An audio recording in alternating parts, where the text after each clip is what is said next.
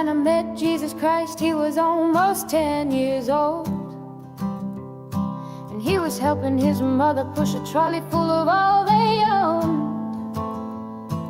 And because they couldn't find an inn they could get in, they were heading to the city and leaving Bethlehem. Couldn't you perform a miracle? I'm out of them, he said. I tried turning nothing into warmth, but it just made my mother cry. It just made my mother cry. Mary Magdalene has become a man, and tonight he's old, and she has been riding my tram. Now it's late and she's trying to sleep beneath a poster for a bank. Your dreams are important to us, as it bathes her face in gold. Come give us your natural gifts, we make wealth from toil. Come pretend for history's page that we're advancing Australia fair. Let's pretend that we're all advancing Australia fair.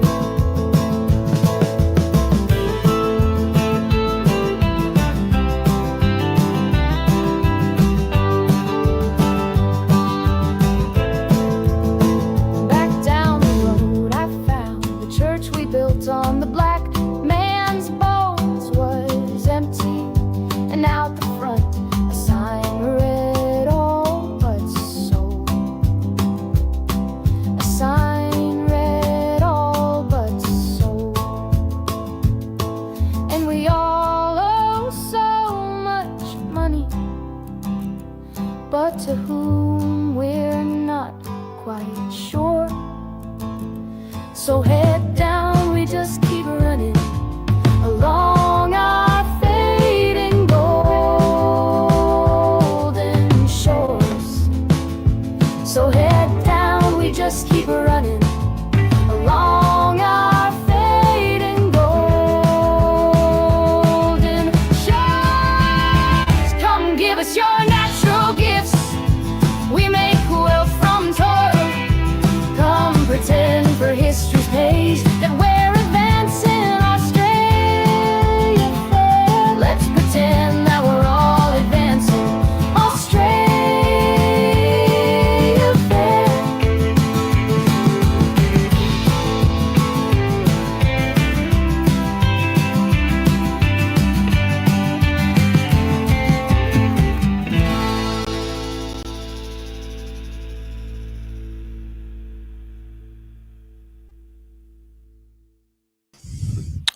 Good evening, everybody. So we all know what's going on with Desi Freeman, or we don't know what's going on, but we know it's a big thing around the country. And Four Corners did that special about sovereign citizens, and it's really hard to know what to do about that, because anyone who is basically in the movement, whatever we are, is now being tarred with that brush. And so through a friend of mine, I heard of another couple who were recently arrested, and I guess the state or MSM would call them sovereign citizens, but they don't call themselves that.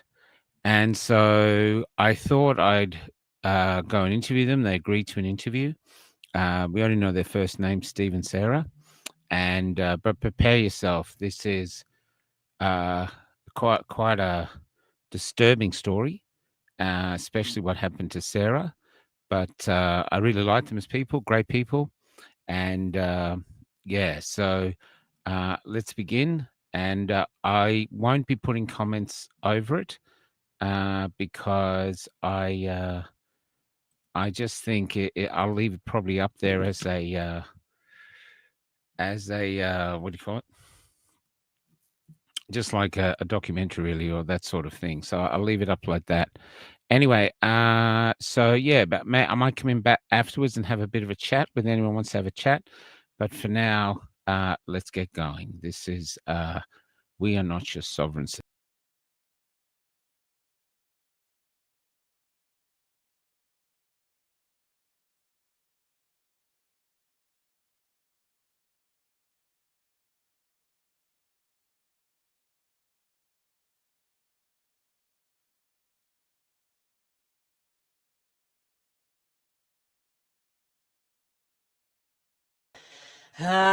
Amazing grace, how sweet the sound that saved a wretch like me. I once was lost, but now I'm found. Was blind, but now I see.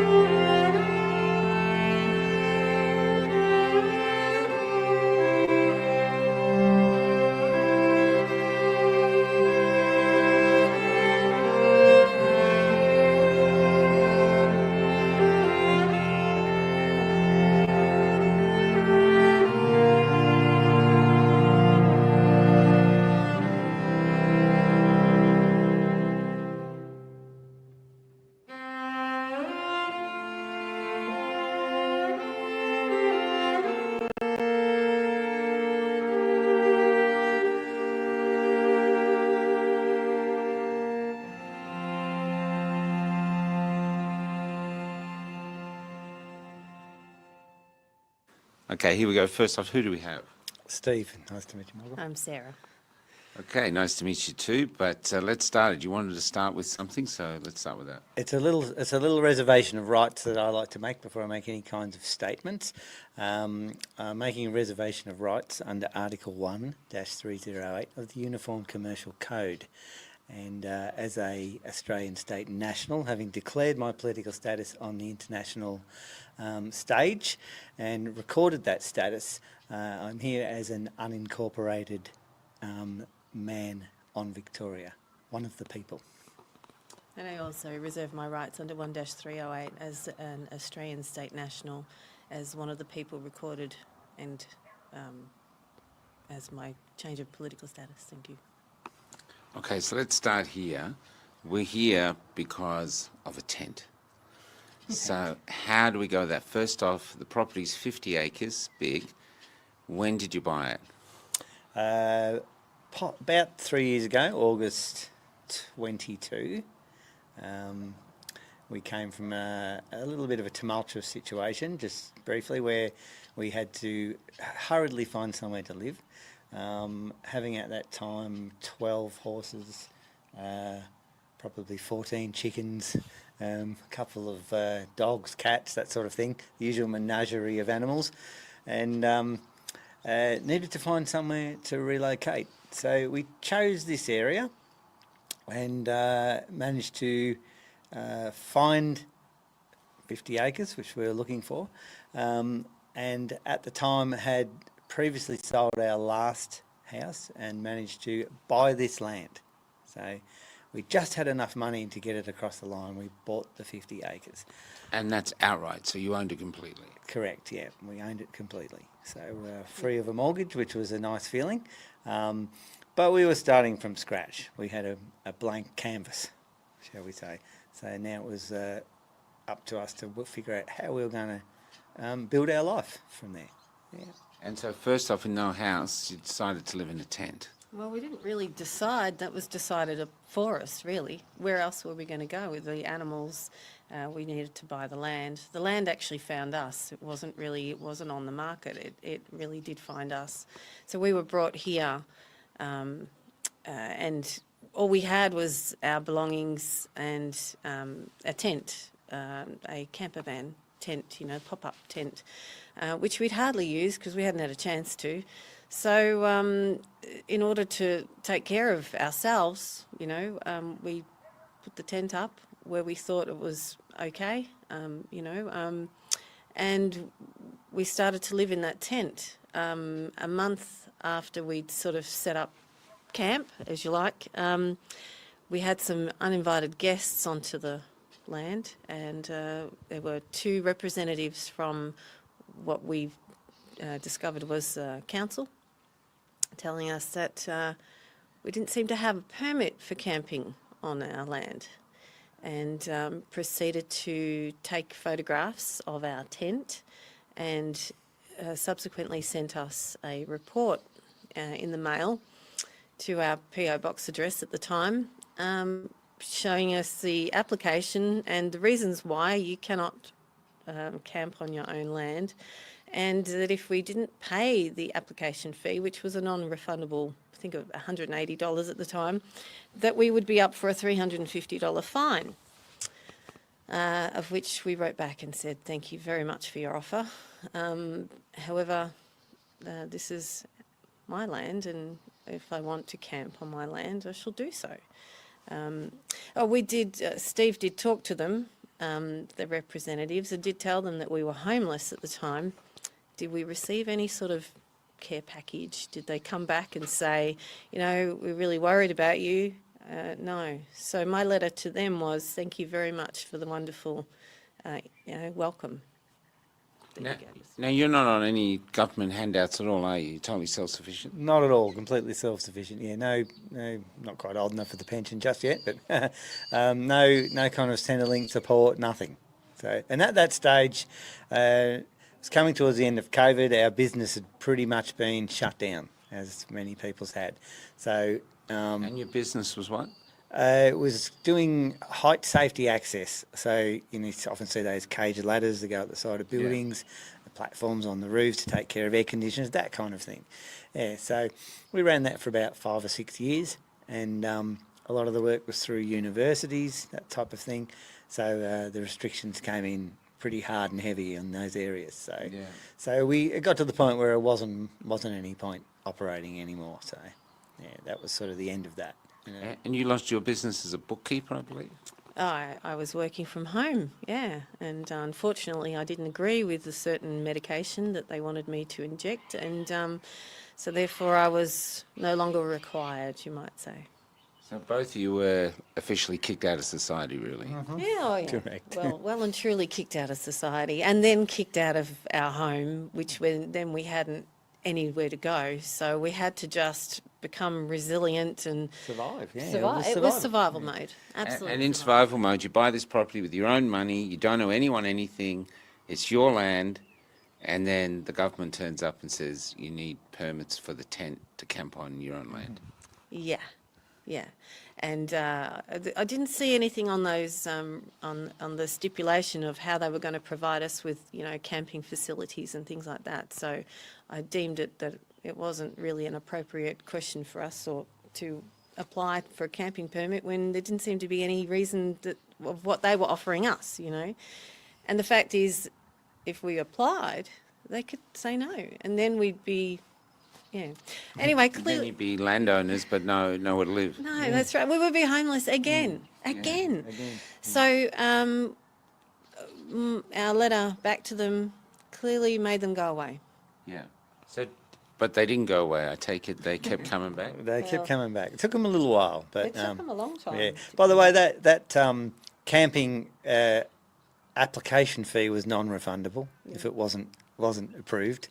So yeah, Even was approved. Now here is where you started learning about law. Is that correct? You were telling me in your tent you started learning. So you weren't like this before, or you were? No. We started on well, look, we got to that point where we'd really, like a lot of people do in life, you've you've spent all your life towing the line, paying your taxes, doing all the right things, and here we are in our 50s, finally getting to a place where we want to spend the rest of our life, and we've kind of like just been pushed to the limit, if you like, and that was really the last straw. Yeah. You know, it was like, really, you really want to come on here and tell us that we can't camp on our own land? Well, you see, you have to understand as well, we had lost our jobs. We'd been thrown out of society. We were then kicked out of where we were living that we were trying to buy into so that we could help other people actually with meditation and horses. And then we were here in absolute survival mode, and it was winter. And people can recall that I thought, it's okay, it's the end of August, we'll be right. But that winter kept going, like September was winter still. So they came and it was cold and it was wet and it was miserable. But we'd also lost our deposit with the place we were trying to buy into. So now we have a solicitor who's not just allowing the finance clause to do what it's supposed to be intended and has his client sign a rescission notice saying that we had caused the contract to end, which was false. So now we're without that money, which would have been helpful to buy something with a house already on it. So that money was going to be used to build or get something to become a house. Well, yeah, we could have easily have bought something that had a house on it, but as it turned out, all we could afford, and because we'd sold in a good market, of course, when you go to buy something else, and we had to buy land for the animals. What do you do with 10 to 12 horses, right? Like, the cost of keeping them at an adjustment centre is just not viable. So we are now, as you can see, we're in a tent. We're trying to work out how do we get this money back. Our lawyer that we had representing us all of a sudden has just disappeared off the face of the earth, and trying to find somebody else to fill that void to help us didn't seem to be working, to the point where I said to Steve, you know what, we have to do this ourselves. So you started learning the law. We did, yeah. It's been Welcome to the end of the She'll Be Right era. That's Well, right. We didn't have a television. Yeah. Thank God for that. Thank Yeah. you. So what do you do when you're in a tent and you're on the land, and actually all we had was our mobile phones, which isn't great signal out here, but we started learning. We started reading a lot, and coming across different people, obviously, on YouTube and things like that, and that's where it started. So we started to educate ourselves. And while you're educating yourself, the council has helicopters flying around the property. Yeah, on no less than 3 occasions with cameras mounted underneath. They were quite low, and they do it every 6 months. I think they fly around the whole area and Oh, and they check everything. check everything out. But Yeah, no, they fly, but they circle the ones that they are obviously targeting, Yeah. because they didn't fly over the neighbours. They flew here. they've got and- their targets. Yeah. yeah. So Because that's a lot of money. no, absolutely. yeah, Yeah, there's a lot of money in that. Yeah, Who's paying this is for where that? this is where our rates money goes. You know, to Yeah. pay for helicopters to surveil people. So that you can't live in a tent. Yeah. So that they can fine you for not for living in a tent. Yeah. Okay, so let's get to the point. It eventually ends up with you're both being arrested. It does. Long story that got to that, but essentially that came from us having our knowledge on law and challenging through an honourable means their due process of their legal system, and asking questions of the council, asking questions and eventually of the courts, and trying to hold them to a substantive law process. And What does that mean? all that means real law. So not many people know that there's a difference between legal and lawful. Legal is actually termed as the form of law.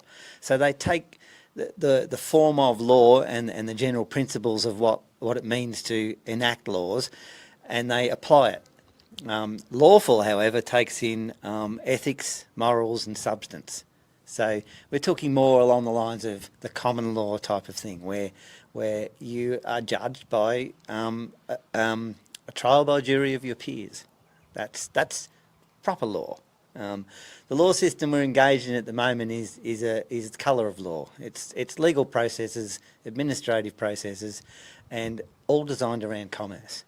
So we learnt these things. So we were able to challenge the solicitor that held our $300 deposit against a real estate contract, a viable real estate contract, and with a finance clause, which should have been returned when the contract was cancelled, and he then tried to take us into court for, I think it was about $489,000, claiming damages against his client.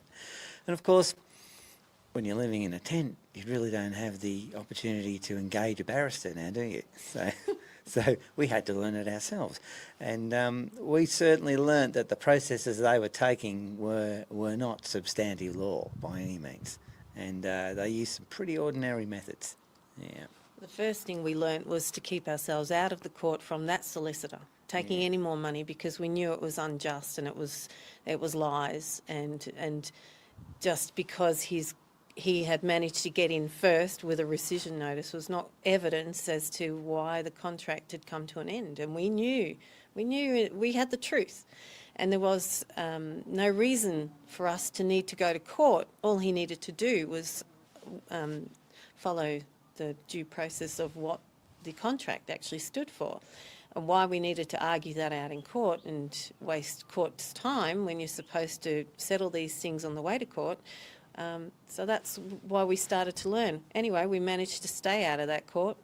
We never heard from him again, but he's heard from us a few times now. So have you got that money back? Still not to this day. It's been 5 years. Still fighting it.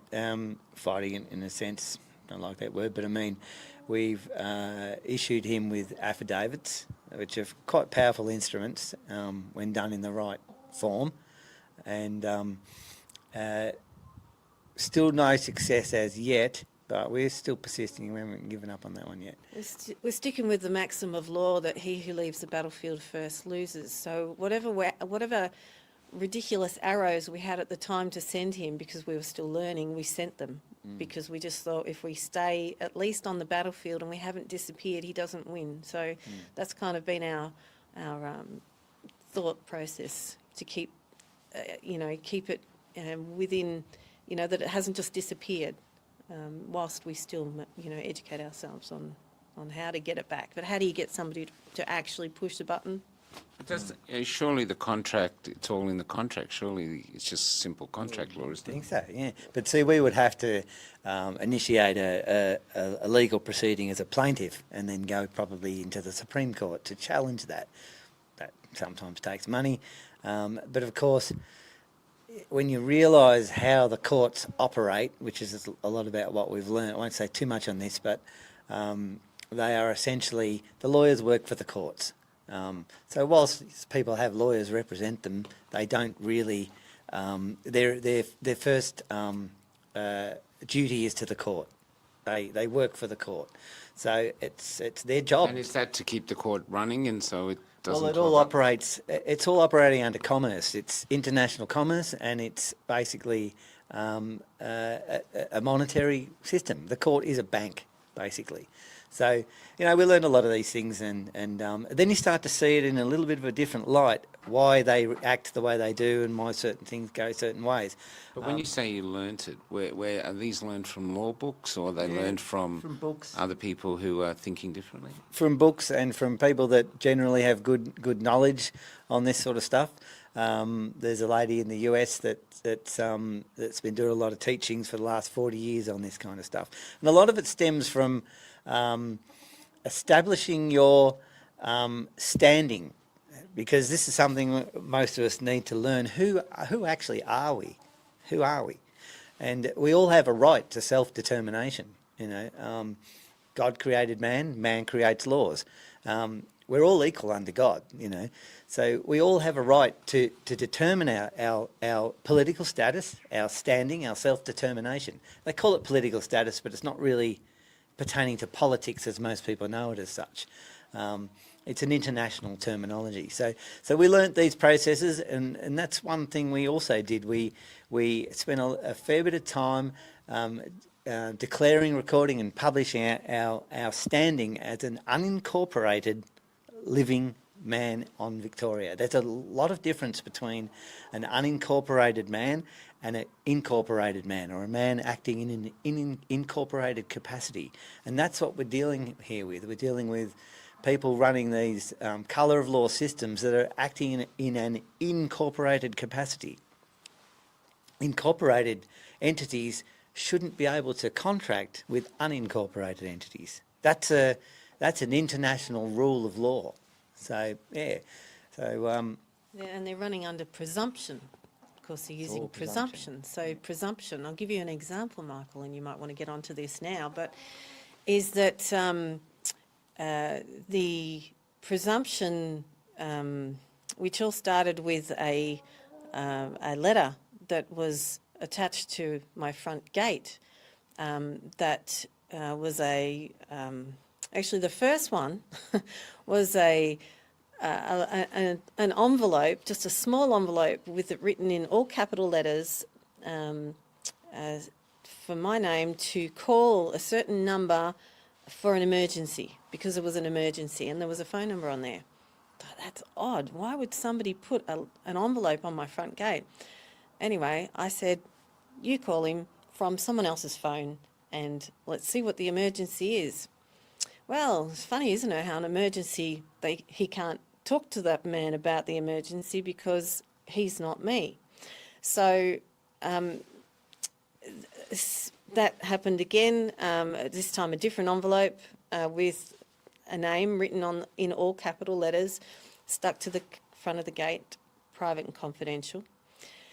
Of course, it wasn't really my name. I won't go into the details of that, but it wasn't really my name. So it stayed there. Well, obviously whoever had placed the envelope there got very mad, because they came back probably 2 weeks later and screwed the whole thing up and then put the note on the ground. Clearly I was meant to, or somebody was meant to read that note.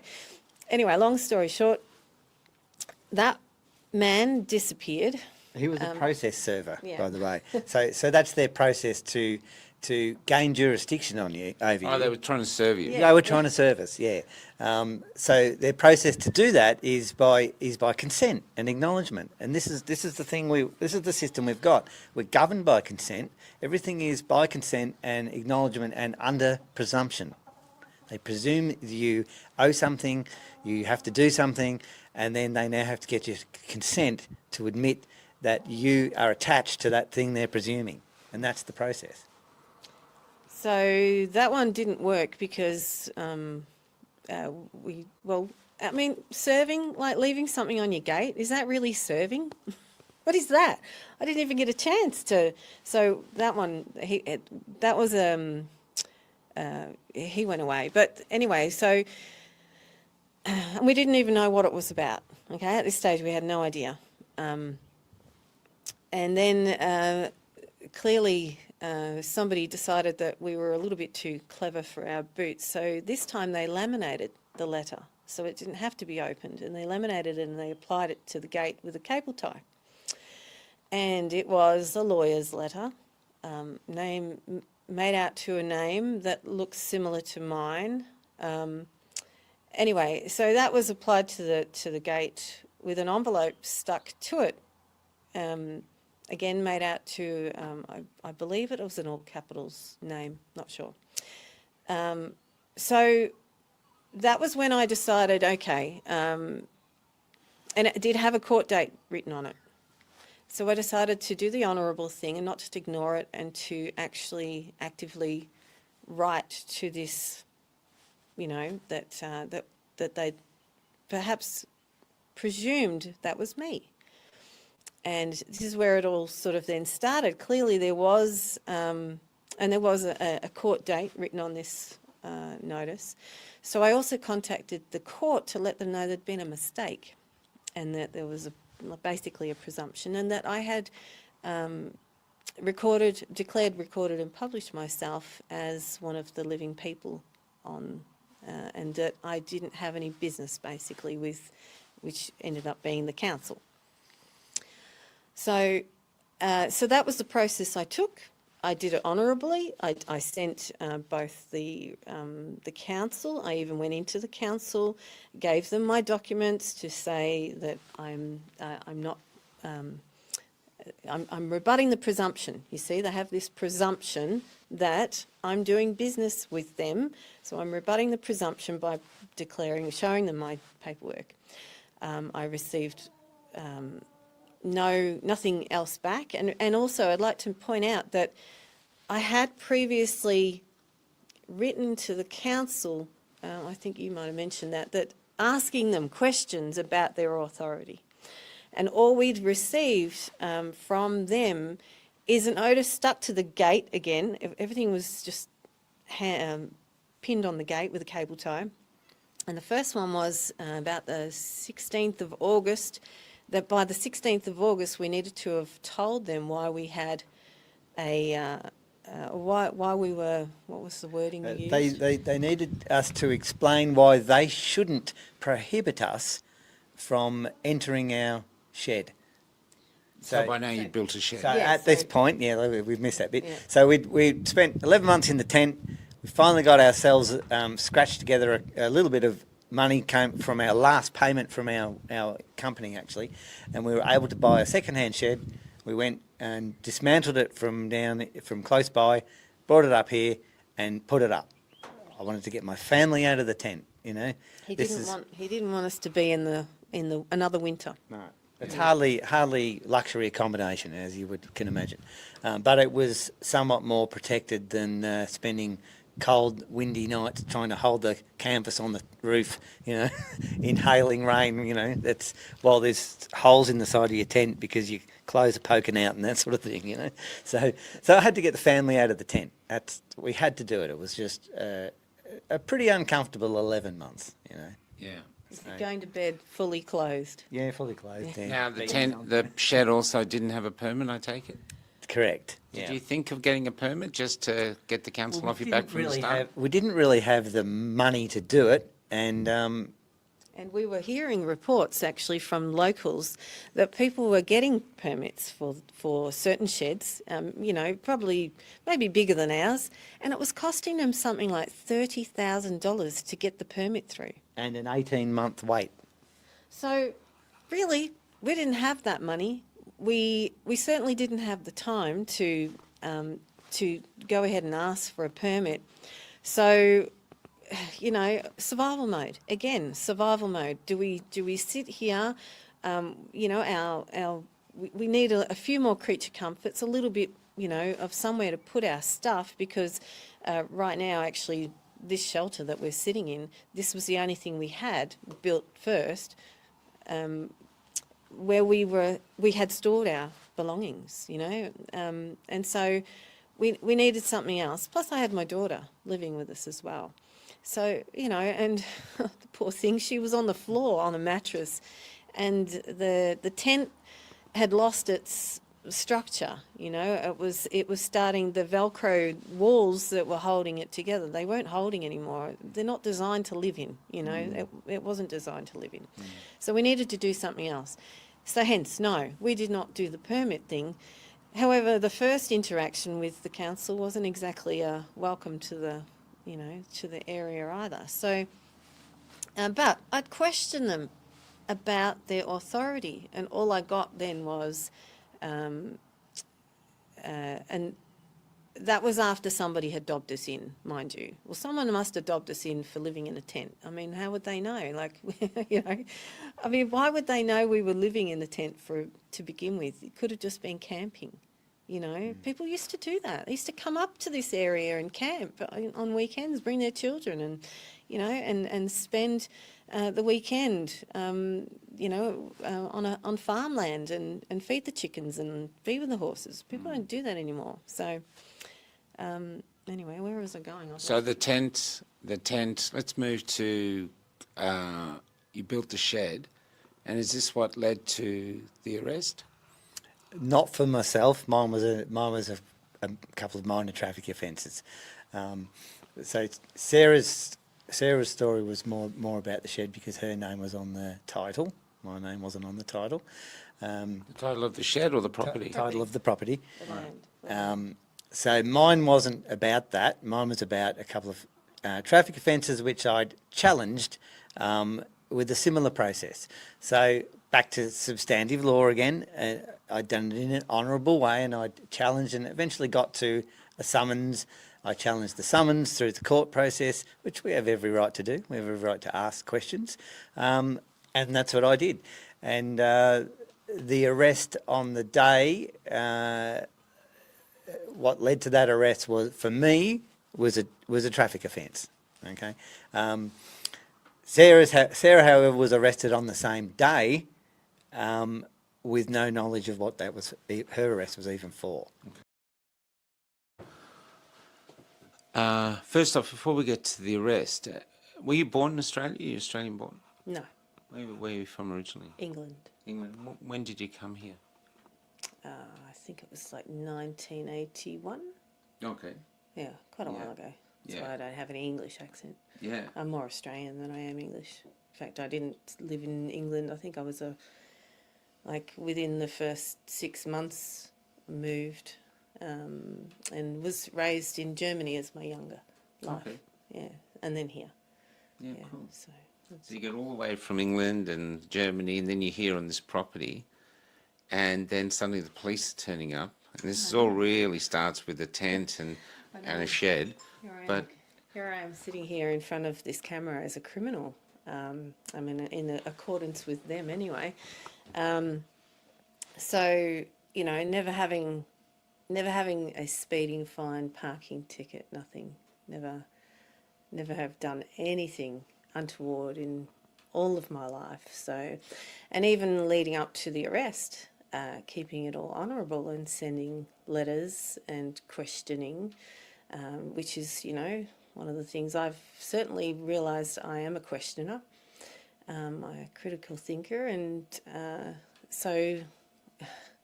and when things don't start sort of making sense, you ask more questions. Clearly, they don't like that. So what was the question you wanted? so let's get to the arrest. So they turned up. They arrest Steve for a vehicle offence or something. Yeah, his was just minor traffic offence. Traffic. Yeah. But you see, And then they arrested you as well. well, on the same morning. Now, this only just happened on the 2nd of September, so it was So very... you're both arrested together, but different charges. But they don't tell you what the charges are. No, so they circle our house, people in costume to circle our house, and start demanding that we come outside. All I could hear was, because we do have double glazed windows, so it's, keep us nice and warm. I did hear my first name, Sarah, did get mentioned, something about paperwork, and I just politely said thank you, but no thank you. Like, it was quite intimidating, to have three people hiding behind the tree over there, and numerous vehicles at the front gate, and then all walking up the driveway, which is 250 metres long. So we had a time to sort of realise what was happening, and then we were surrounded.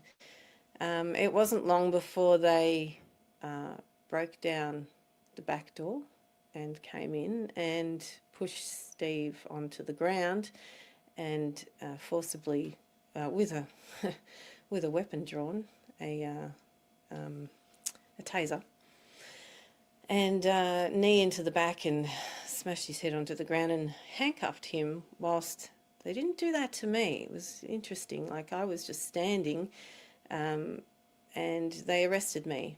They said that I was under arrest. And when I asked what for, well, was there, like, why am I under arrest? It was like weird. Like, why?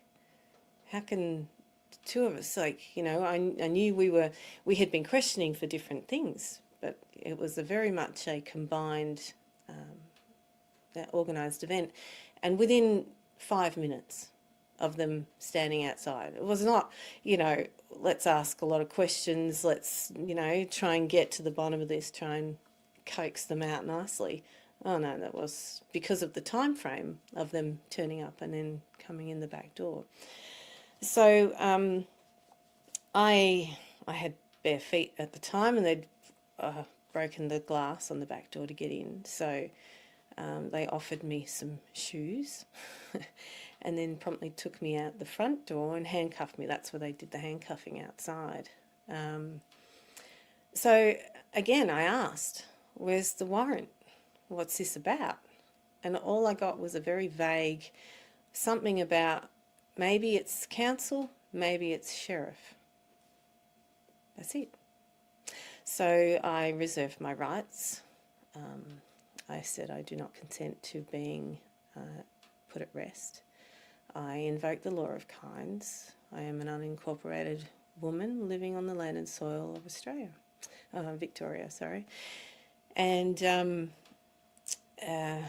I rebutted all presumptions because I knew it was presumptions, because not at one stage did they use anything other than Sarah. It was bizarre. I was like, well, this isn't kind of like how, I'd sort of expected it to go. Well, first of all, I didn't expect them to break in. So then they took Steve. He was ahead of me. The arresting man, armed assailant, I would like to call him, took him ahead of me whilst I was being escorted across the paddock by two police officers. One to my right was a woman, and the other one I'd never seen him before. But so anyway, all I could say was I don't consent to this. They took me to my front gate. They expected me to, of course, have to climb over that because it was a locked front gate with a no trespass sign and an international law peace sign, which we have on our front gate. So I said I don't consent to climbing my gate. How do I do that? I've got my arms behind my back with handcuffs on. So they helped me to scramble over the poster rail fencing. They then took me to the back of a divvy van. I noticed Steve was already in there on his back with his arms behind his back, handcuffed. And I said, I don't consent to going into this vehicle. And then I was promptly pushed in. Luckily, I managed to get in and sit. So I wasn't like Steve. I was actually sitting in there with my hands behind my back with handcuffs. So then the door got closed and we got taken to an undisclosed area. Nobody told me anything. I had no idea where they were taking us. From my good sense of direction, I had a fair idea of. I was kind of surprised. I sort of went, right, well, it's not where I thought they'd take us. And then we ended up in an undisclosed, what looked like a brick enclosed car park would be how I'd say, like a garage, I suppose. Steve was taken out and I was left in there. 3.5 hours I was left in the back of a divvy van with my hands behind my back. And every now and again somebody would come and open the back of the divvy van and then they'd come and lock it again. So what do you do when you're in a divvy van for 3.5 hours? Well, I did at one stage have a lovely young constable, I guess he was, who stood and offered me some food. The only thing I took was water. And he did try, it was his job obviously to coax me out. However, I said thank you, but I didn't consent to being arrested. I didn't consent to being put into here. I don't consent to coming out. So clearly they left me in there. So as time sort of went on, he would leave me, he'd go off and do something else, and I noticed that there were some other people. I guess they were in some sort of a blue uniform. So in an undisclosed area, I was obviously being monitored. So I decided to sing, because that's what I decided, that, you know, it was quite painful. The shoulders were giving me grief, but I mean, what could I do, right? I can't take them off. So the first song I sang was Amazing Grace. And I have to say, the acoustics, the acoustics in the back of the divvy van, fantastic, you know. I mean, normally I would cup my hand, or I'd have some sort of a fold back. It was a fold back. And the brick walls that were beyond the back of the divvy van was also a wonderful, it just echoed. And that song just, it filled. And it clearly had an impact even on the people standing around. It must have resonated, I could see. Nobody told me to stop singing. So I would just have a break. They would, every now and again, somebody would bring me some water and have a couple of sips, because the last thing you want to do is go to the toilet in there, right?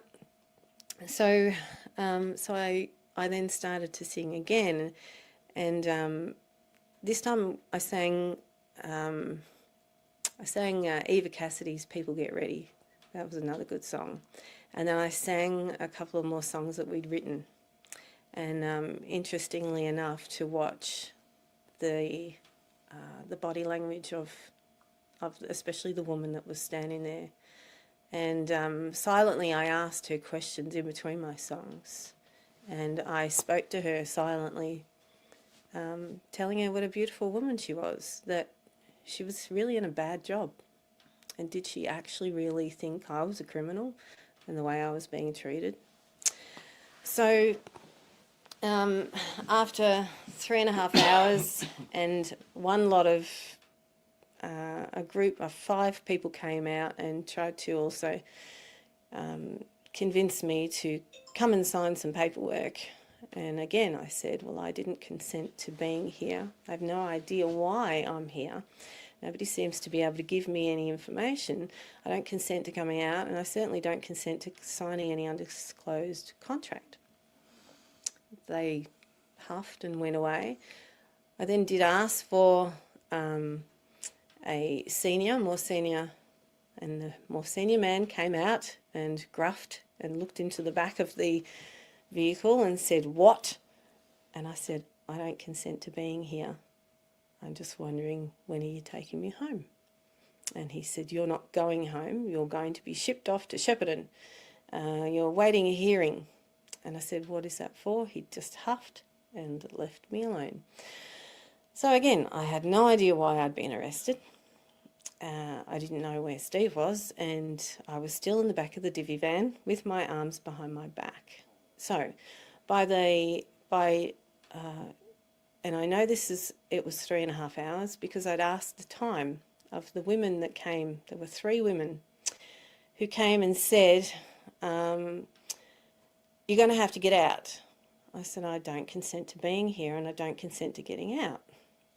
They said, "It's OH&S risk for you to be in here." And I laughed and I said, "Oh, so after 3.5 hours, now it's an OH&S risk. Fascinating. I mean, you know, in the back of a divvy van, no seatbelts, being thrown around at what seemed like excessive speeds when you're in the back of something like that, if nobody's ever experienced it like I hadn't. And now it's an OH&S risk. Fascinating." And again, I said, "I don't consent to being here. I don't consent to getting out." So they forcibly removed me. So now I'm out of the divvy van. They've taken me through a door and put me into what I guess would be called a holding cell, which is a fairly large room with at least 4 different cells leading off it. So it's like the common, I guess you'd say. And they left me there. They took my shoes off me, because I remember sitting on the cold steel seat with the table, with very cold feet. So some hours later, a woman, maybe two, came because I had my hood over my head and I was just very quietly sitting there. They appeared, came and asked me some questions, and all I said was, "What's that?" And they said, "This is, we need to know about your health." And again, I thought, really? You care about my health after what you've just done to me, and you still don't tell me why I'm here? So I didn't answer any questions. And they just made up whatever they needed to put on their sheet. Maybe about an hour or two later, it was really starting to get late in the day, because I could see daylight, and I knew, because I'm an outside kind of a woman with the horses, I could see it was starting to get quite late. I then had a visit from 3 women who came into the holding cell and told me that they needed to strip search me. And they took me into the shower, which was just in the corner of the holding cell. And I said, I don't consent to being here. I don't consent to being strip searched. I give no consent. And I looked at each one of them in the eye and I said, I don't consent. I don't consent. I don't consent. And then I asked them where their body cameras were. I said, oh, so you don't have body cameras? No, of course not, they said. We don't do that. And I looked around the room and I said, oh, so no cameras either? No, of course not. And I said, well, I don't consent. I don't consent to this. And they then took my arms, threw them up in the air and ripped off my clothing. First starting with the top half. And as they did that, there was a taller woman behind me who had noticed me pushing my underwire bra, the wire, bloody things, every now and again it just pops up. And I was pushing it back down because it's uncomfortable. And she said, she's got a wire. Like I've got some weapon. It's a wire. We're going to have to take that off. So they did. They removed, which they were doing anyway, but they didn't give it back to me. So in other words, they stripped me down to nothing and took my bra away and didn't give it back because it had a protruding wire, right? What was it like standing there naked with these 3 cops around you that just stripped you naked?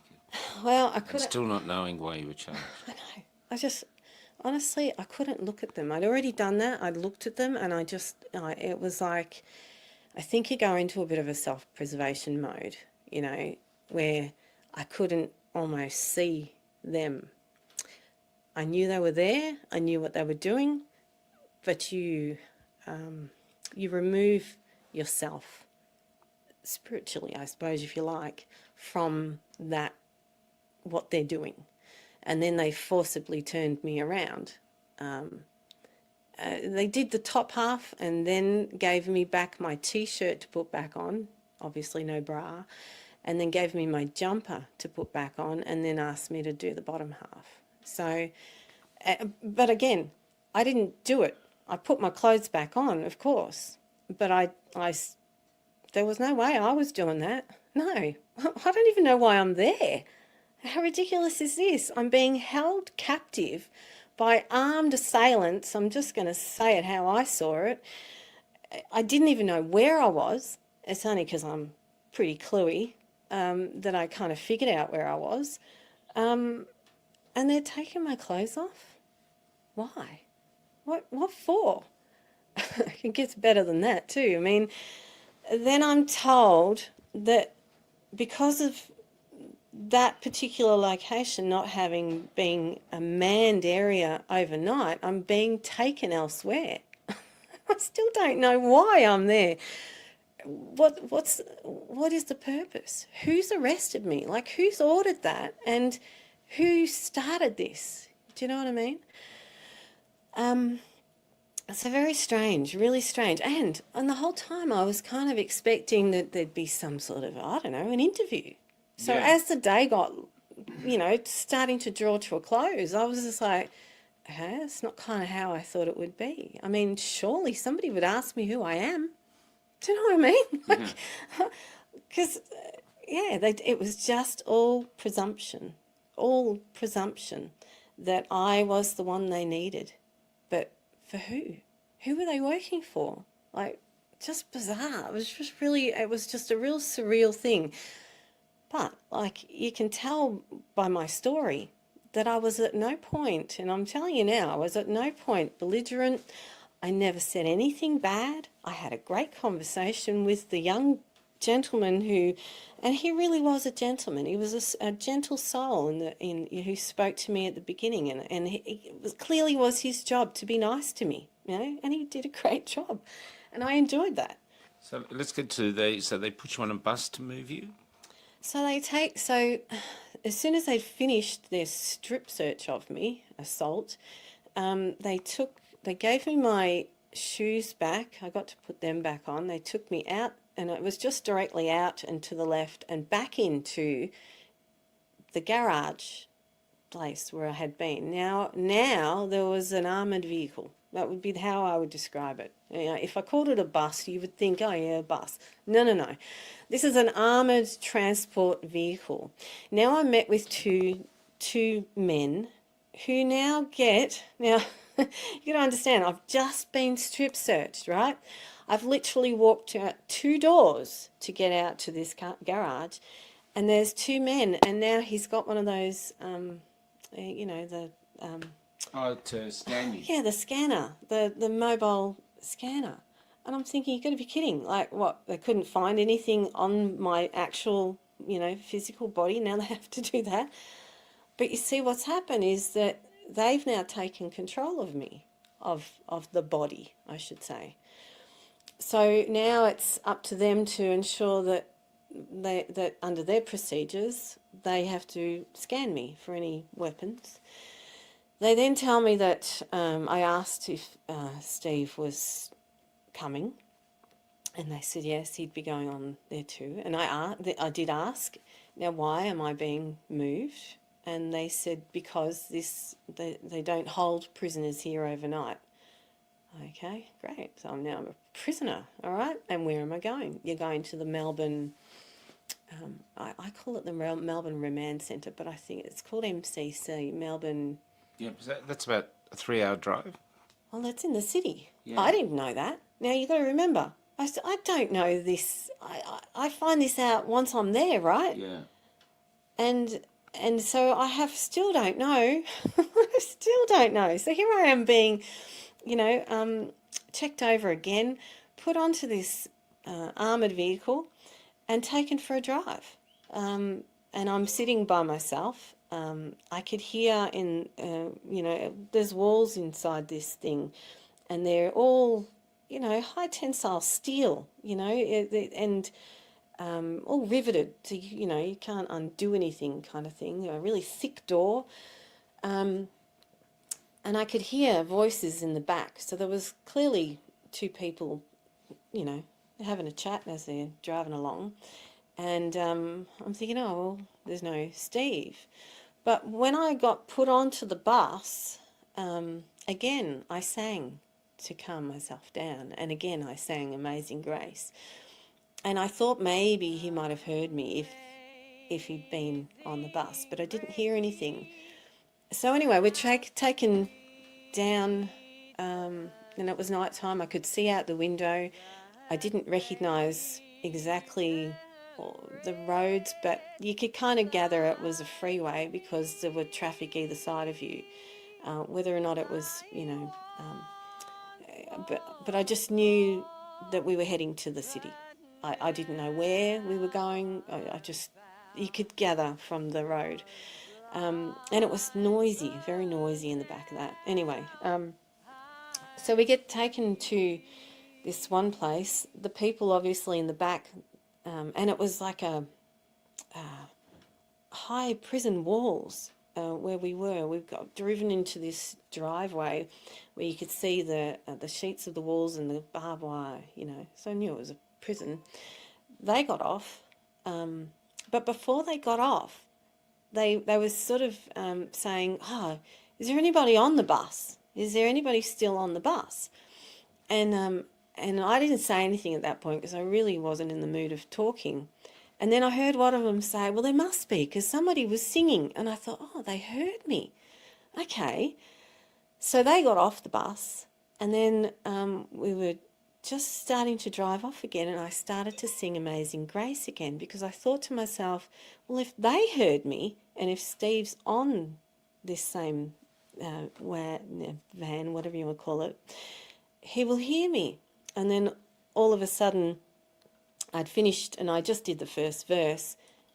I heard someone else singing back to me, and he was singing I Wish You Were Here, Pink Floyd. So I started singing along with him. Then, which was very comforting. It's just very comforting to know that your voice has been heard again, you know. So I get the bus, the prisoner van, what do you want to call it, armoured vehicle, I think is just probably the best way to describe it, pulls into this, again, another enclosed garage. The roller doors go down. I wait for a bit, and the two guys that had driven the bus escort me down, and they were very nice, I have to say. They treated me with respect, and they said, don't worry, you'll be looked after here. So now they've handed me over to some more people. I go into there, and and this is what the Melbourne MCC, I can't think of what it's, something command centre maybe, Melbourne Command Centre, I can't remember. I then get told to stand on an X where somebody has clearly got some sort of a camera, and again I say I don't consent to being here, because now it's another place, another venue, just in case, you know, maybe they might ask me, I don't know, who I am, you know. They might ask me some questions. I think they do ask me a couple of questions. I don't know, but I just kept saying I don't consent to being here. It was just, you know, falling on deaf ears. I'm then taken by two women into a very close by room. In the corner is a red piece of tape, you know, like just red tape on the corner. It's like it defines the corner of the room, and you're told to stand there, and they strip search me again. Again? Yeah, again. So that's within... And how were they? Were they the same, rough? Well, I used to watch Prisoner. That's what that was like. They were... one had these weird perspex glasses on, as though she was expecting me to spit at her, I guess, maybe. The other one didn't. And when I didn't do it quick enough for them, like, you know, they were demanding for me to take my shoes off, and of course I was saying I don't consent to this again, then they got rough, and it was, you're nothing but a effing peasant. And, you know, and they got quite aggressive, to the point where I thought, and of course, you know, I held my own. I was still holding my own. I was still going, no, because at the end of the day, I was still going, I don't even know why I'm here. I don't know why I'm here, why I'm being treated like a criminal, when nobody can tell me why I'm even here. So sorry, you want me to strip naked for you? Like, you know, I'm a reasonable woman. So they forcibly made me, yes, and bend over and part my butt cheeks for them. And if I didn't do that, then I don't know what they would have done, but that's what they made me do.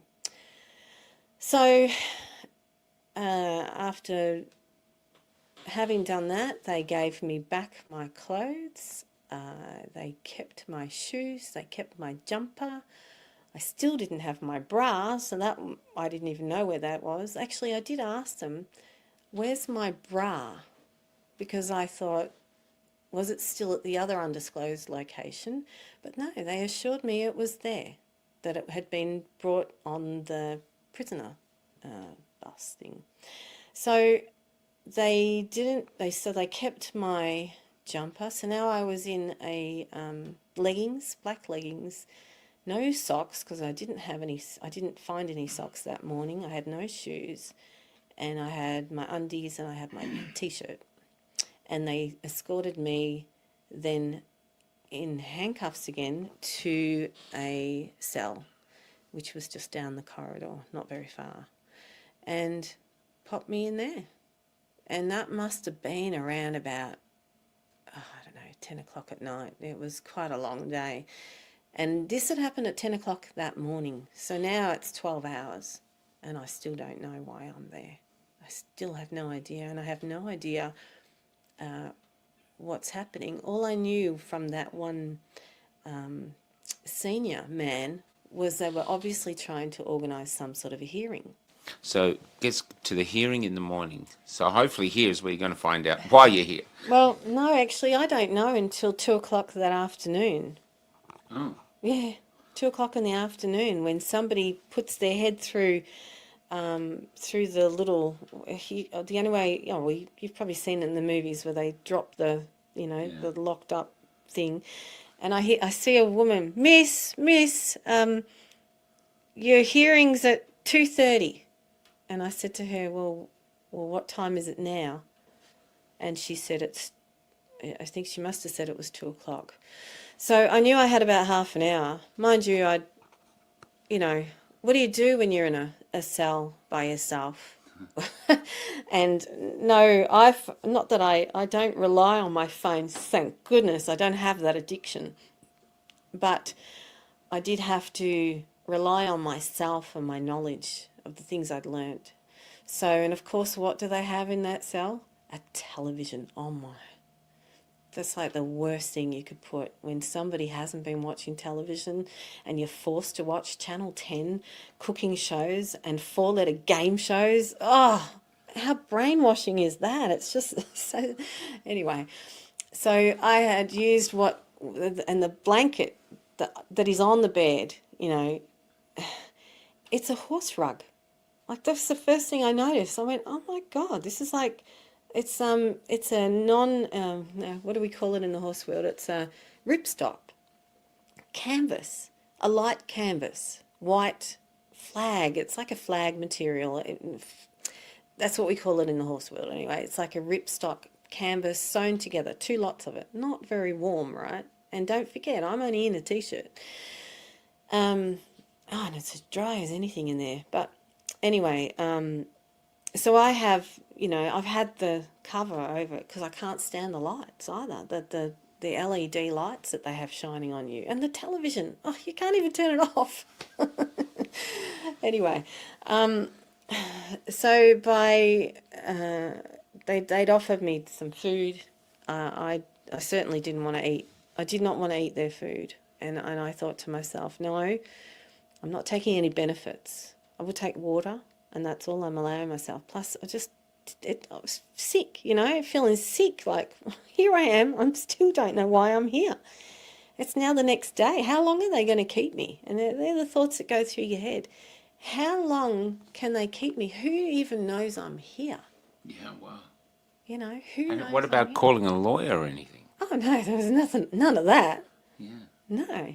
There was not, did you want to call someone to let someone know you're here? And what about my animals?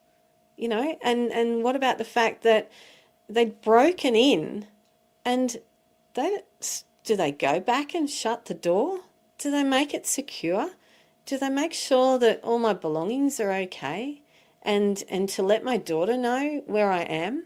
Like, she would have come home from work that night and wondered, what the hell's happened? Yeah. Like the back door, the glass all over the floor. She was in complete panic mode. Thankfully, before they had broken in, we made some phone calls and we actually had some people here who didn't witness the break-in, and I think that's why they did it so quickly, but they witnessed what was happening, and thankfully they were able to somehow get in contact with her to reassure her that, or at least tell her what had happened. So 2:30 in the afternoon, around about that time, I don't know, because there's no clocks or anything. I'm now escorted by 2 other prison officers. Now, you got to remember, this is a private corporation, just so that everybody realises. And I can tell you right now, it's quite interesting to observe. You're talking about the prison I'm as a talking private. in the prison. I'm talking about the amount of people that are working in that prison, that one alone. Like, they were non-stop. They were backwards and forwards, going, picking, taking people. It was, just constant. And quite a lot of men, but but I had the women come and take me. So now I get escorted upstairs to this supposed hearing and taken into a room where, and I have the handcuffs taken off so that I can at least sit at the table, and there's a screen in front of me. You weren't handcuffed in the cell, though, were you? No, you're not. You're only handcuffed when you're being moved. Yeah. Yeah. So no, thankfully. Oh, I don't think I could do that. So you're then put in a room where these 2 prison warden women stay with you, and I'm waiting, and I can see that somebody else is having some sort of a hearing. They're still finishing off on the last one. But I can recognise 2 names now on the screen. Now, remember, it's now 2:30 in the afternoon the next day. I was taken, it started at 10 o'clock the previous day. Now all of a sudden I know. But I've had to make that. I'm smart enough to figure out, it's council. Right. This is all for not having a permit. Well, this is all for not having a permit. But here's the thing, Michael, right? I contacted when there was, this notice attached to the gate that had a court date. So I didn't just ignore it. I wrote to the council. I wrote to the lawyer, explaining that I had corrected my political status and there had been a mistake. Now there was a mistake. I won't go into that, but and I had contacted the court. Now this is 3 months. 3 months later. Like, I had seen nothing else about it. So 3 months later, all of a sudden, there's a combined arrest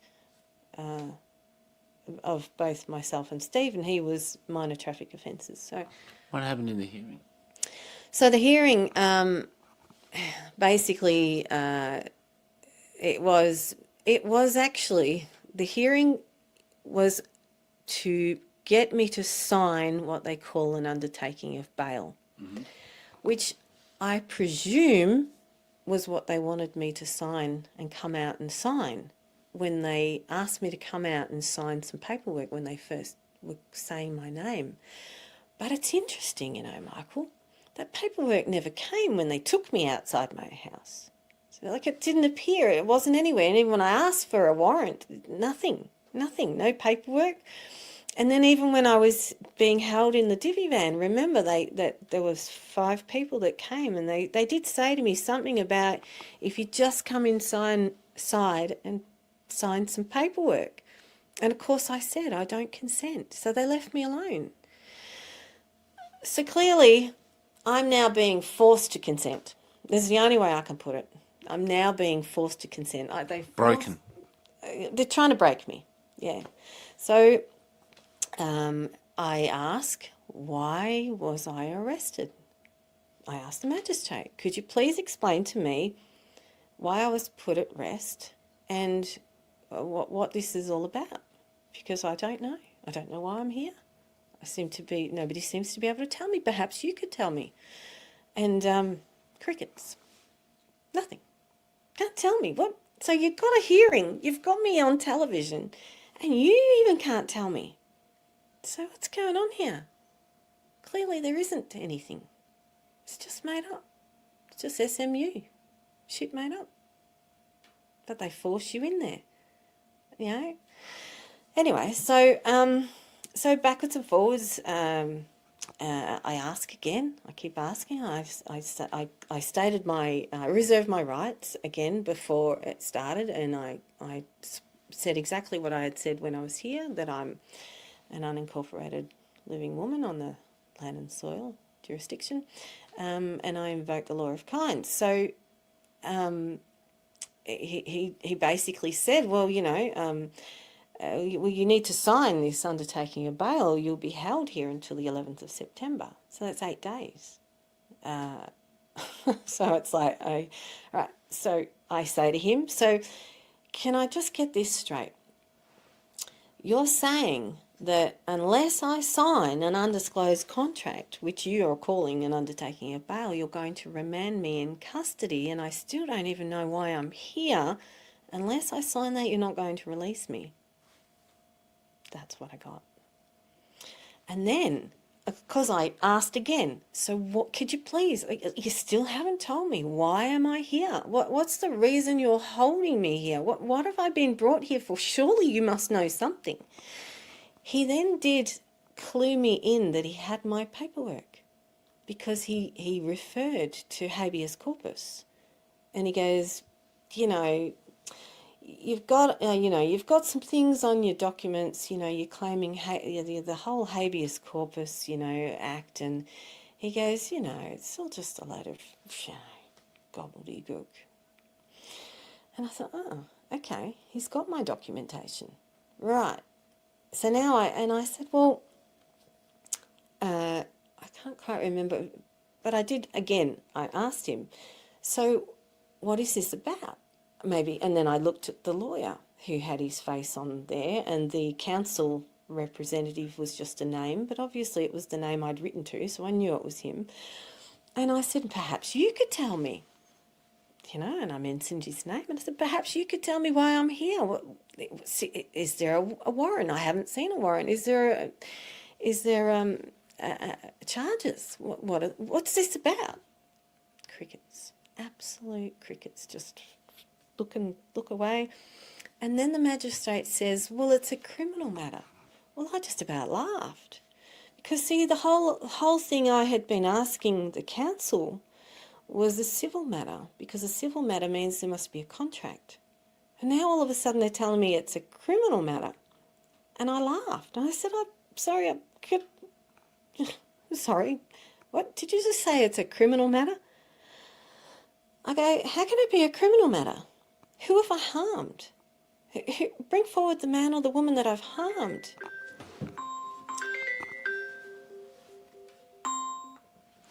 So bring forward the who have I damaged to be a criminal matter? How can this be a crime?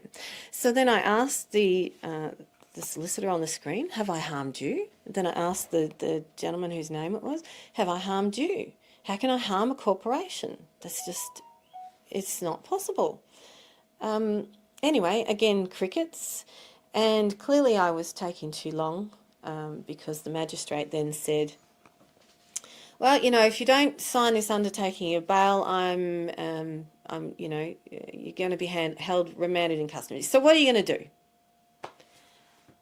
And I said, well, again, I still don't understand. Like, you're saying it's a criminal matter, but what have I done? What are the charges? Where's the warrant? And then he went tippity tap, tap, tap, tap, tap, tap onto his computer, and he says, well, I tell you what, I'll make it the 8th of October. And I said, so what do you, so you're now saying, can I just clarify this? So what you're saying is that you're now going to hold me in this remand centre until the 8th of October unless I sign an undertaking, an undisclosed undertaking of bail contract. And he goes, yep. And I said, and then what? Then what would happen? He said, well, then you'd be taken straight to the court. And I said, well, wouldn't you consider that's blackmail? You've just blackmailed me into that. So you're now going to hold me until the 8th of October unless I sign that form. And he goes, and then obviously my time had run out. It was like, well, you know, like one of those programs where, you know, all of a sudden your money's run out, time went out, and the screen went blank. And I thought, oh, okay. So now what? Now where am I? Like, am I now it seems like it's the 8th of October. in hindsight, I probably could have said, I don't accept that, but I didn't say that. Because in my mind, I was already deciding that, well, they force you into this, don't they? They force you into this corner, and they're going to hold me. They don't care. They don't even care who I am in that whole building under this private corporation. They have me in one of their cells, and they do not know who I am. They haven't identified me at all.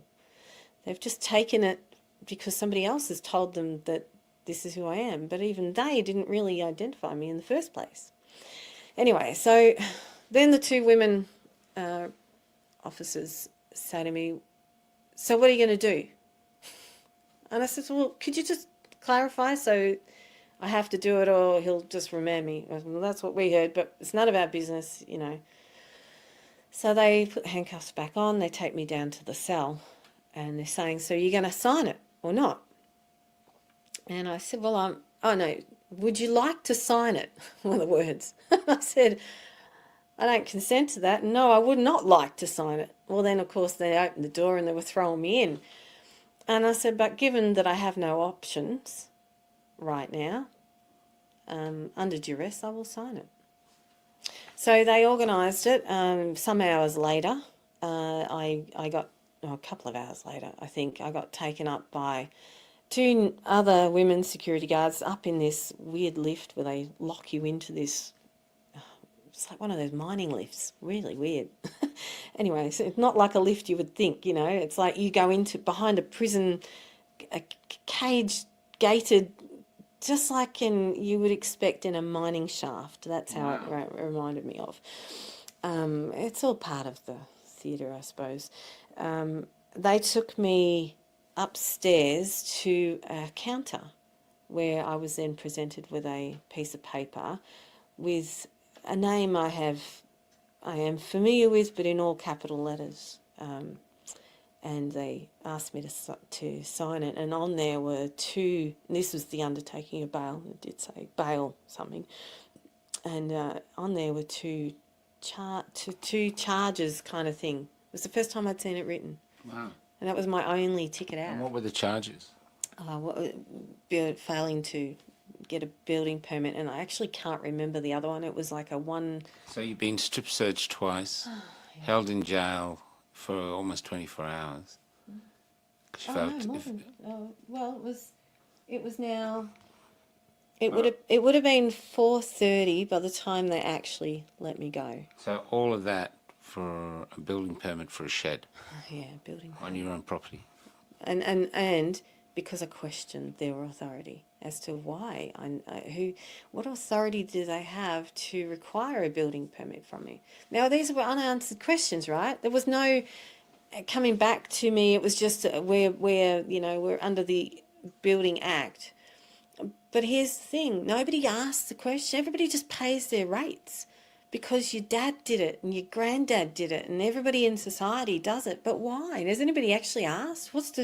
Why? Like, why is it, who decides that these rates go up? We just assume that there's, we voted these people in, but nobody really questions the depth of it. And I was, on behalf of everybody. It wasn't really about the building permit. It was about the fact that we have this authoritarian people, demanding money off us. They were demanding money, and they demanded money when I was in a tent. Now they were demanding more money, but also they were threatening to demolish what we'd built and put us homeless again. It wasn't just that they were asking for money. It was the fact that they had first of all given a date in the initial thing of the 16th of August for us to give them a reason why we should not, why they should allow us into our building, and the 13th of September 2024 that we needed to have it demolished by. So it was already decided then, this time last year, that we should demolish the building. And it was all because they said they'd done an inspection, which they never did. So why should I just do as they say when they've not done the right thing themselves and I'm questioning them for it? Clearly this is their way of teaching me a lesson. And I have to just tell you this last bit, Michael, that it didn't just finish there. The humiliation didn't just finish there. I was then asked to verify that that was me on that piece of paper, which is an all capitals name. And when I said no, I said, it kind of looks similar, but it's not me. I should go back upstairs. I had signed what I'd learnt. I don't know if it works, but I had signed V.C. I'd written Sarah, and I'd finished it off next to my name with 1-308, which reserves your rights. Now, according to what I've learnt, is you reserve your rights the moment you're arrested and you've told them, you reserve your rights. So I decided I would do that. I would reserve my rights the whole way through. I just kept saying I do not consent. And I reserve my rights on that piece of paper as well, which is the way we should sign any contract, especially undisclosed contracts. We don't even know what we're signing, right? 1-308, and it's a uniform commercial code, which is in their system. They know what that means. So I'm then given a bag. They asked me my born date because I said that's not me. Then the man changed to, what's your date of birth? And I said, I'm not a vessel, I'm not a ship. I don't have a date of birth. I have a born day. And he was, thinking I was one of those loony people. But at the end of the day, it's what it is, right? And he goes, but that's spelt differently.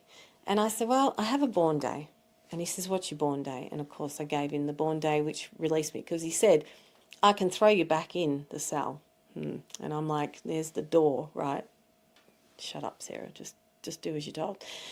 They give me a bag containing my shoes, my bra, and my jumper. And two ladies take me to the garage again, where I'd been transported into.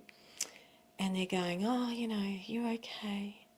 I thought, oh, okay, some nice ladies. I'll be nice, nice to have some nice. And I said, I'm looking around, and I said, so where's the toilet where I can get dressed? Because I don't have a bra on. Like, I'd like to put my bra back on. And they said, oh, I'm so sorry. So sorry. They opened the roller door. And I said to them, well, how do I get home? What? Because, Do you have any money on you? No money. No, didn't think to pack the Mikey card, did I, I said, how do I get home? Oh, well, because I said, I've got no money, I've got no phone, nothing. I don't even know where I am. And they said, oh, well, if you just go up here, you'll be in your Flagstaff station. If you just turn right down here, you'll find Southern Cross Station. And I said, well, how am I going to get on a train? I'll just show you undertaken or your bail form. And you'll get on. You're free travel. Uh-huh. So note that. That's nice. Copyright. Everybody do it. Anyway, so and as they're saying that, they're opening the roller door, and I'm put out onto the pavement, and that right there. So remember, I've got no shoes on, so I'm barefoot. I've got no bra on. I've got no jumper on. They're in a bag. I'm now put out onto the street as a peasant, right? And there's people having their cups of coffee in the morning. Oh, no, it was afternoon, so it was about 4:30. I think it was about 4:30. And they're going, I'm so sorry. I'm so sorry.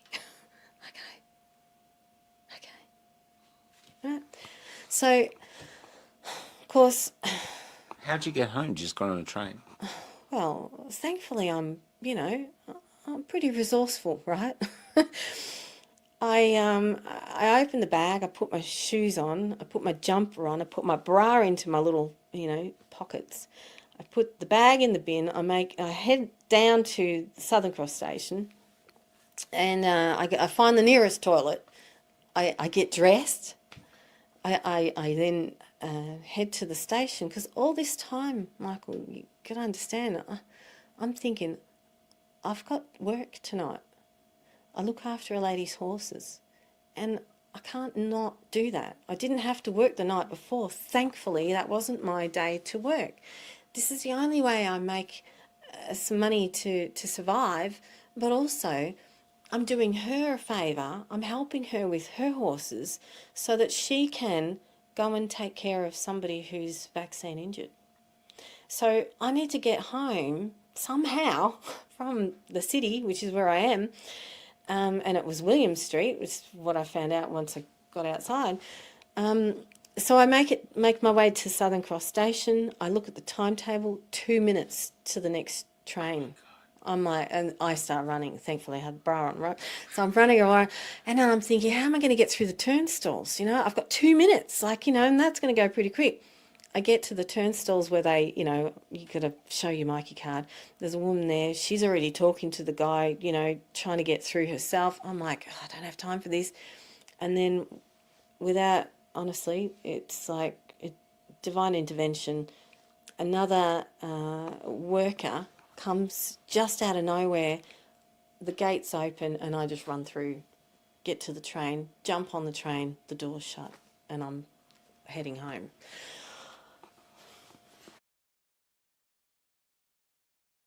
So we're all of the vintage where we're born into the she'll be right era. Would you agree with that? Absolutely, yeah. Of course. Yeah. We actually lived what we thought was a pretty cruisy, happy life, didn't we? Yeah. We've had a good life. Well, I you know, before I met you, it was certainly a great life. I know. Thanks very much. Yeah, can we cut that? No, that's great. But that's what it is. So now, and like you said, you've never been in trouble with the law. I'd never had any trouble with the law. Squeaky clean. And then suddenly we're in this thing where we're getting shot by rubber bullets. We're locked in our houses. Everything's going crazy.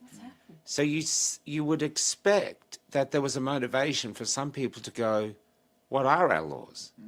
And so wouldn't you think this is maybe why so many people are studying the law like yourself?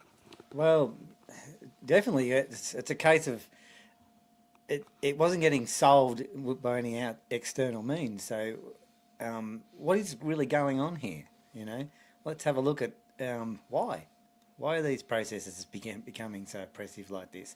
So for us, that's what we did. We started looking at it and trying to figure out why we're being governed this way, if you like, and realising that whilst we had all those days that were she'll be right, hey, we've probably neglected our duty to take some responsibility for our own situation. Yeah. So it's like it's our fault in a way. Now we're paying the price. It is. But here you are. You've got a family living in a tent. It's freezing cold.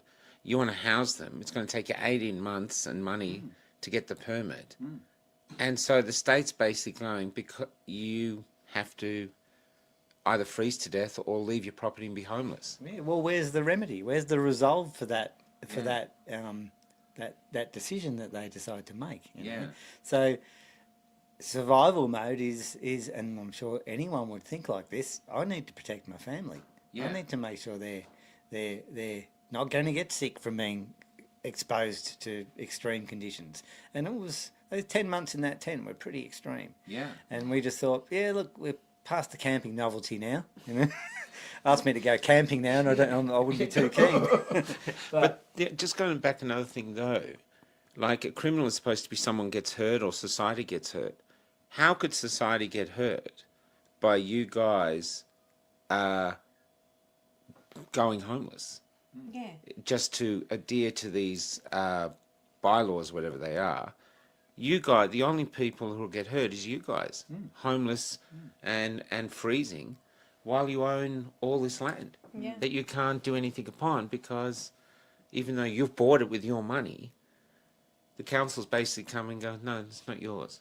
No, it's not ours. But the other thing too is that, you know, we've been giving. We always give. Like, you know, we don't have money to give, but we give our time. And in actual fact, the reason we have horses and we haven't gotten rid of the horses is that they're here for a purpose. You know, we're actually wanted to, even in the last place we were at, develop a meditation with horses to help people, because we saw the suffering that was starting, and I knew, especially during the COVID, there was going to be a lot of people who were going to suffer mentally and they would need some sort of assistance. So the horses actually, are our tool for helping people. So this is why we ended up on 50 acres. Sure, we could have, gotten rid of all the animals, but the whole thing is that we're giving people, and yet we found that everybody just kept taking. Like, we lost our business. I lost my job. We lost where we were living. We lost, our a roof over our head. And yet the council come onto the land and just want to take money. They didn't even offer a survival package or any, I don't know, dried food or assistance. It was just take, and then the solicitor not, returning our money. It's just like, come on, what is wrong with this country? What is wrong? And why is it that we just don't seem to be able to protect ourselves? And when we can't rely on the legal system to help us protect, because they're the ones who've stolen from us as well, it's time to learn, what's wrong here? How did we get here? How is it that, we're in a completely new community? We don't know anybody, but thankfully we've met a great group of people, like-minded people. But how do you you get to a point, you really do just get to a point where you just go, that's it.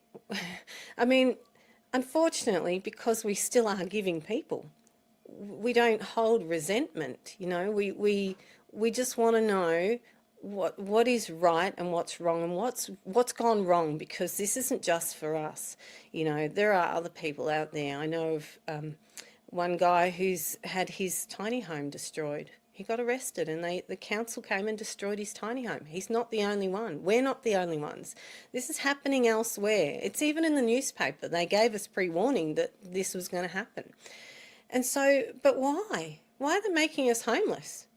And the homeless are in Brisbane, the homeless had all their tents removed. So they're like going, you're homeless, but you can't stay here. Yeah. I even met another old guy. He was living in a car park, and he said the police come to move him on. He goes, I can't afford the fuel to move anywhere, So it's like they're attacking the problem or the symptom, which is homelessness, and ignoring the problem is why we got so many homeless people when they've been hardworking all their lives. Why we got here? But can I ask you another question? This is a bit harder. Now, people are going to say that you're a sovereign citizen. So what do you say to that?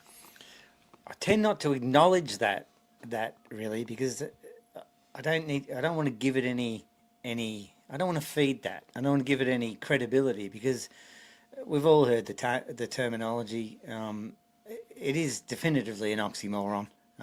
If people know what sovereignty really is, and they know what a citizen is, those two words don't marry. This is a media campaign that's it's targeted and directed for a reason. I try not to give it any credence, any credibility. I won't acknowledge that it's anything, because and I'm certainly not buying into any of that. So it's just a ridiculous term. So all you'd see yourself as an Australian. You've been here most of your life, or probably all your life, and here you are trying to understand what actual laws do I live under. Now that I'm affected, I want to know, and you're finding that things aren't as they appear on the page. Well, they're certainly not, and the system is a contrived process, and it's not designed to really give us any rights.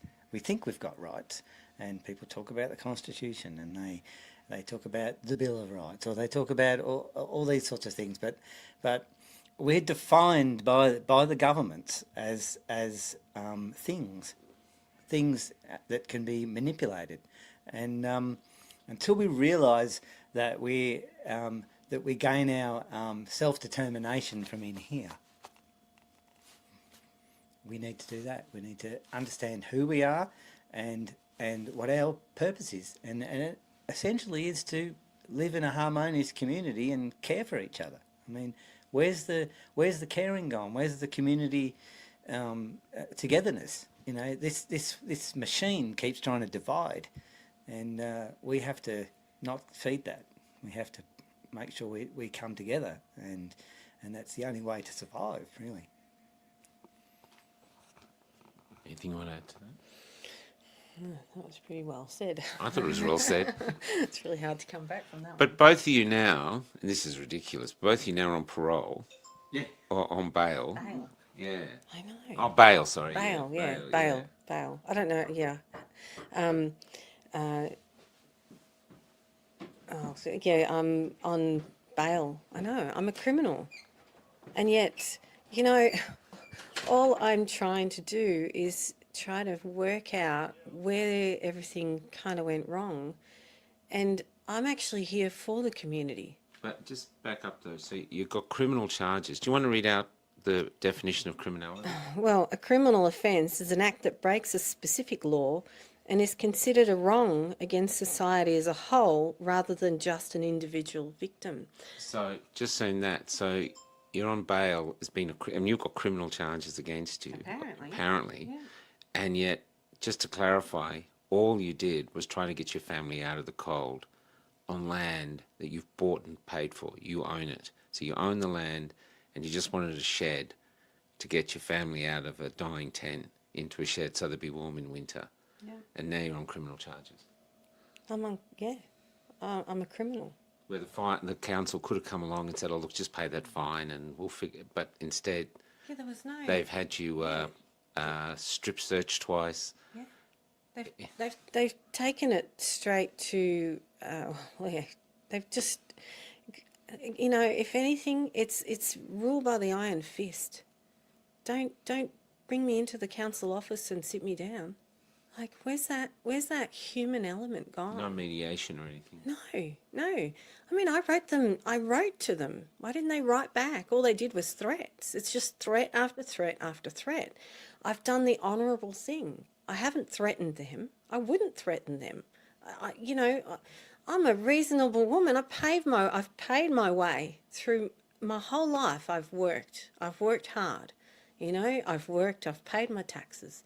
I've paid for the land. So you didn't deserve what happened to you. Nobody deserves what happened to But me. you didn't deserve And what happened.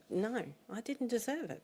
I didn't do anything to, I sang to them. I was nice to them.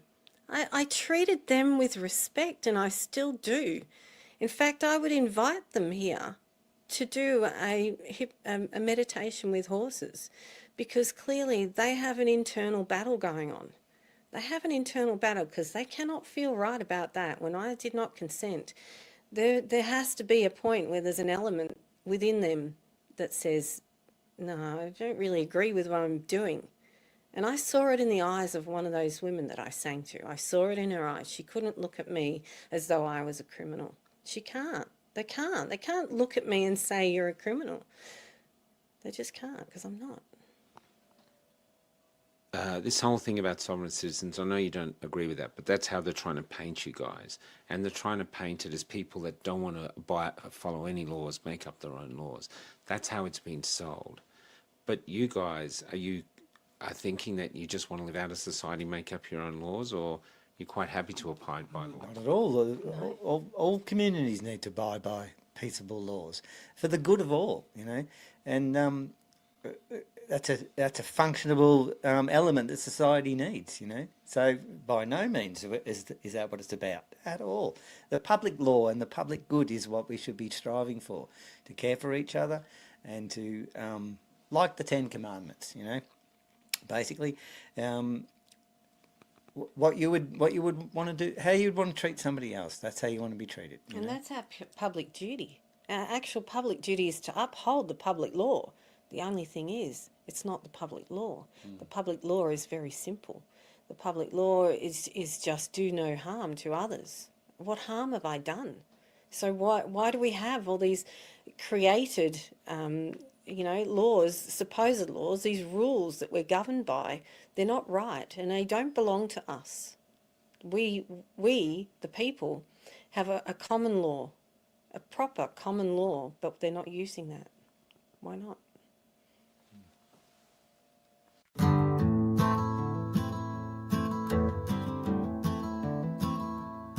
When I met Jesus Christ, he was almost 10 years old. And he was helping his mother push a trolley full of all they owned. And because they couldn't find an inn they could get in, they were heading to the city and leaving Bethlehem. Couldn't you perform a miracle? I'm out of him, he said. I tried turning nothing into warmth, but it just made my mother cry. It just made my mother cry.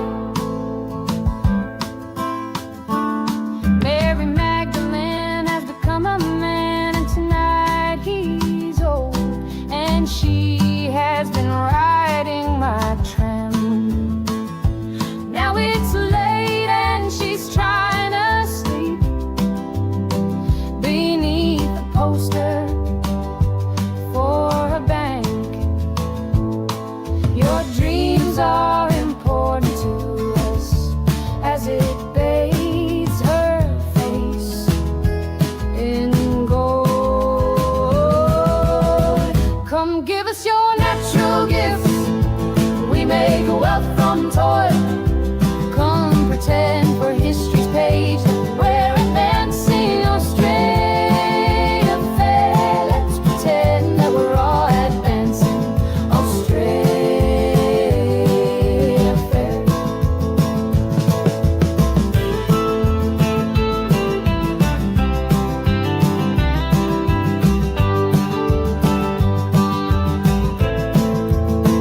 Back down the road I found the church we built on the black